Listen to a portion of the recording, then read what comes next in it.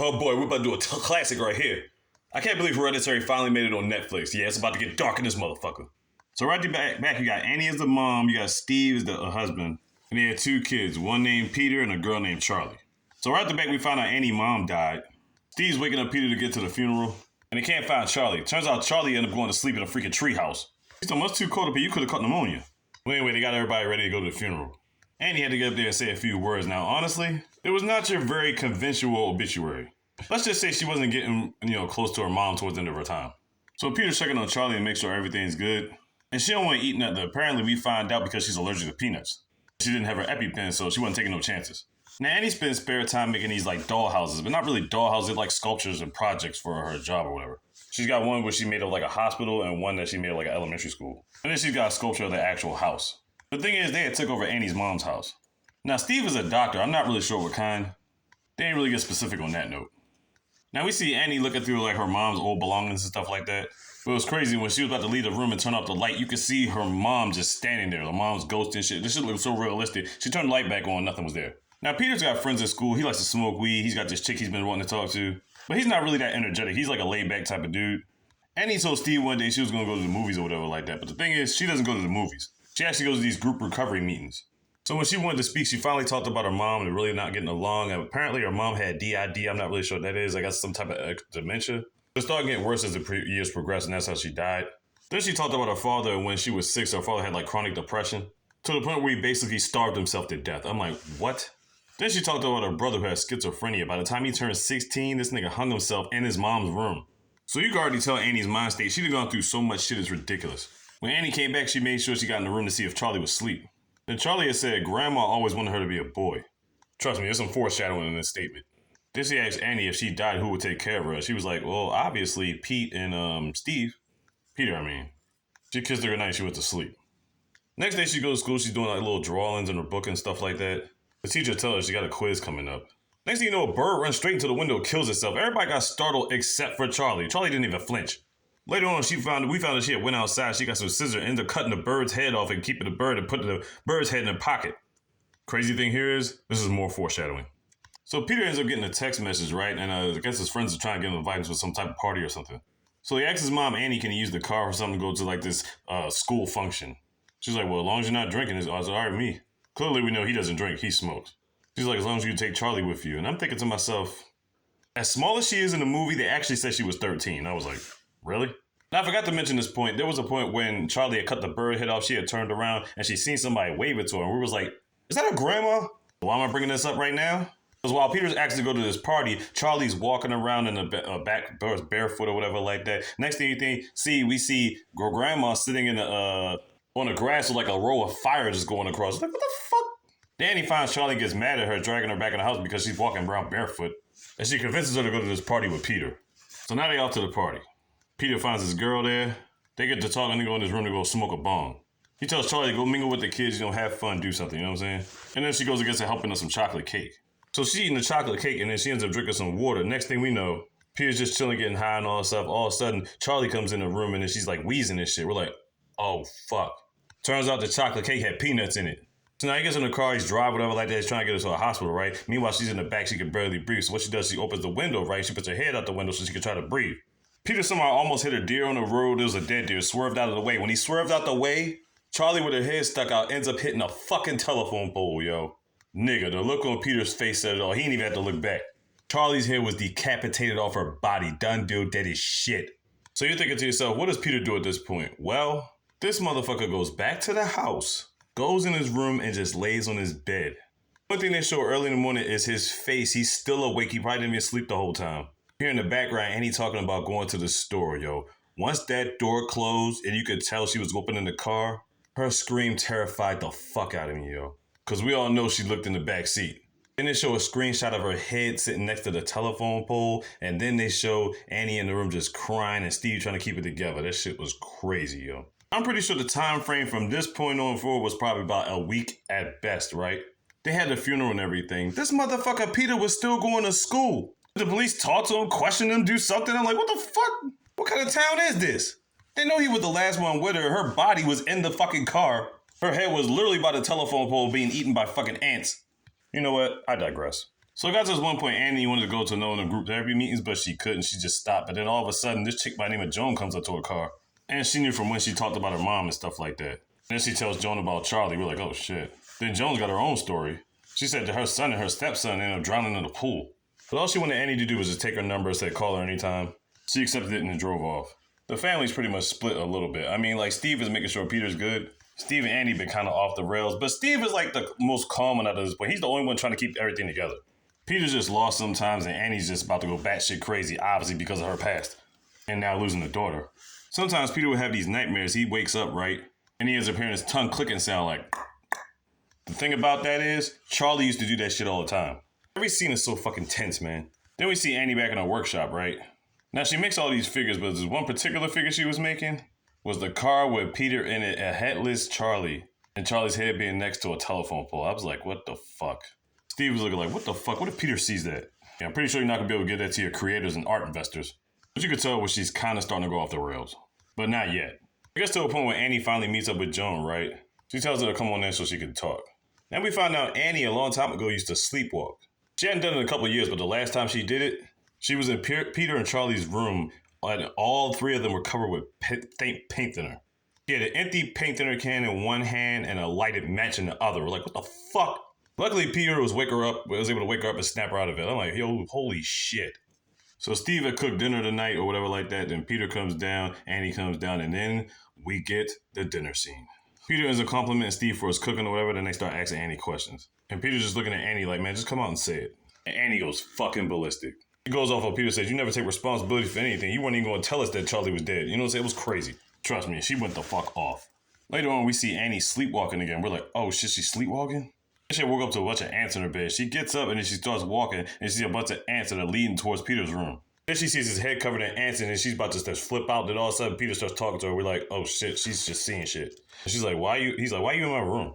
So obviously we're thinking to ourselves, the paint thinner situation. Then she comes out and says, I wish I wasn't your mother. Like, I never wanted to have you back then. I did everything to try to get rid of you, like a miscarriage, everything, fall down the steps. I'm like, holy shit.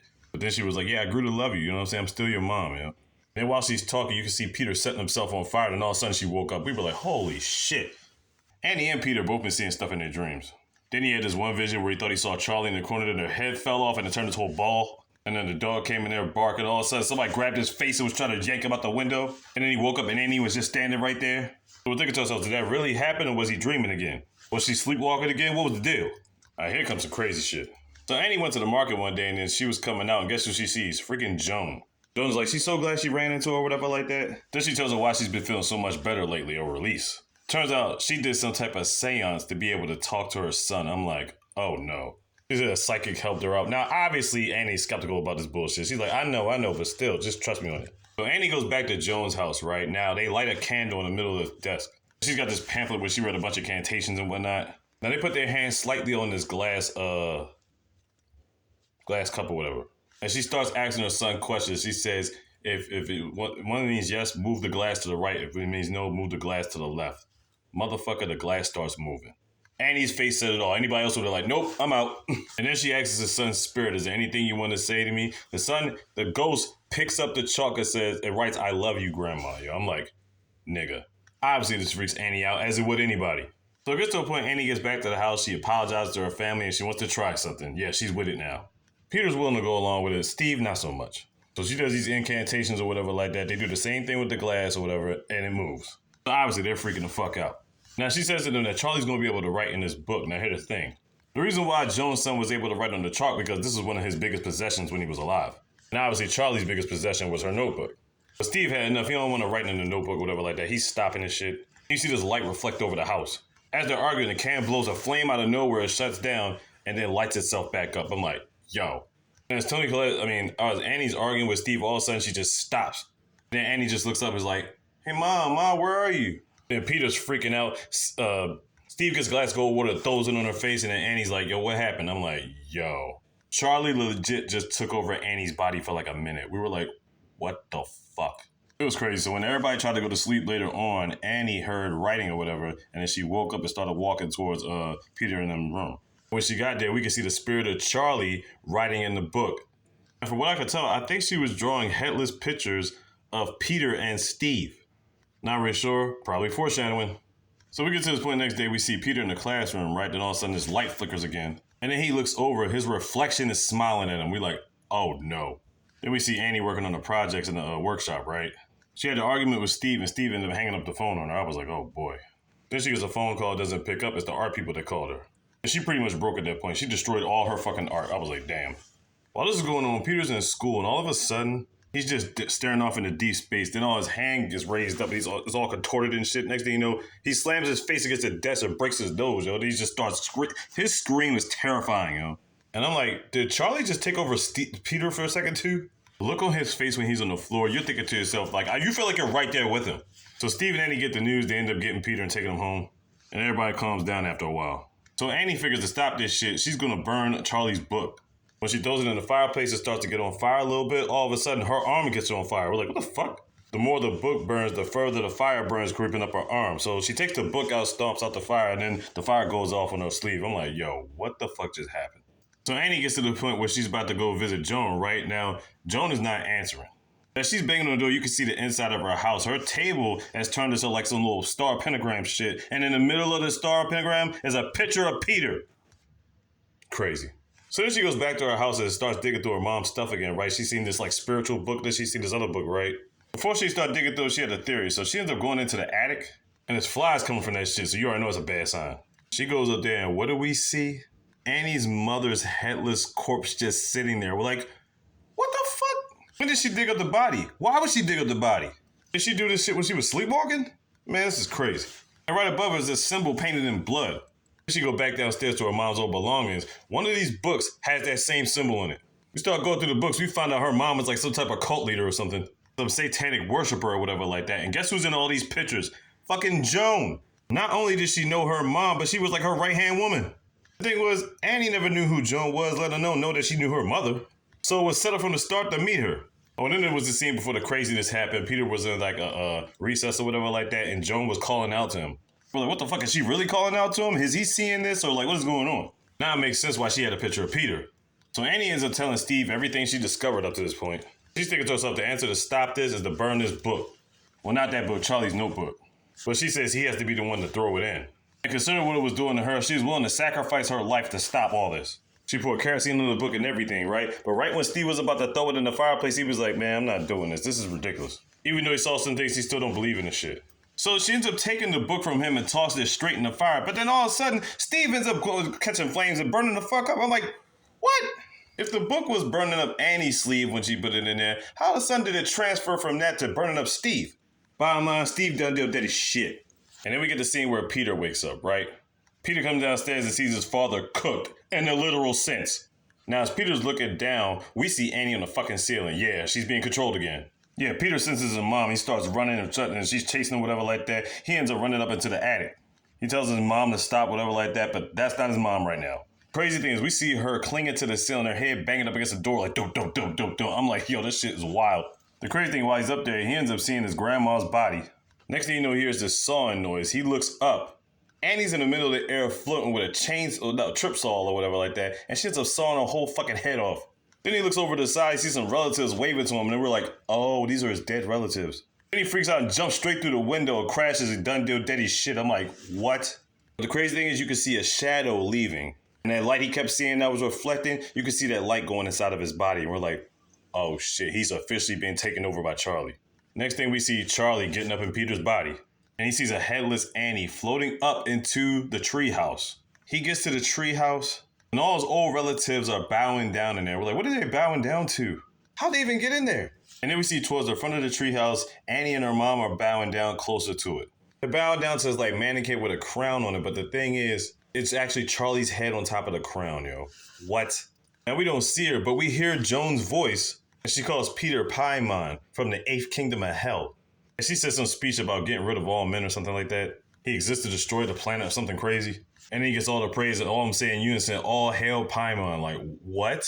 And that's how the movie ends. So many crazy things happen in this movie. So much drama. So much death and calamity in Annie's life. I don't know why Peter didn't face any consequences for the death of his sister. Like, no police came by, nothing, they did no reports. Like, what the fuck? So apparently Charlie was finally reborn in a boy's body. Was it Paimon? Who knows? Still one of the best movies of all time. I don't care what nobody says. Hereditary on Netflix. Check that shit out.